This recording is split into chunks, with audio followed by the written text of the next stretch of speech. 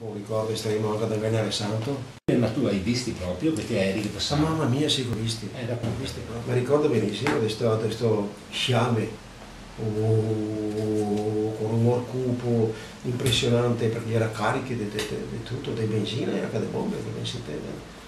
E tutti incuriositi là a guardare, attoniti, oserei dire, in mezzo al cortile spiai, in altre voce, ascoltare cosa ti dicevano, era così.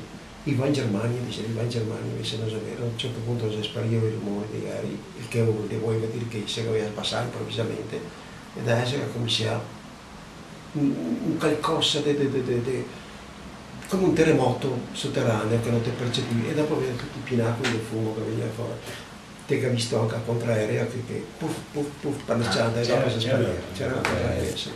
Perché c'era una postazione anche strana del contraerea. Ah, c'era anche strana? Sul campo delle suore, per così dire. Qual era il campo delle suore? Ma in che zona?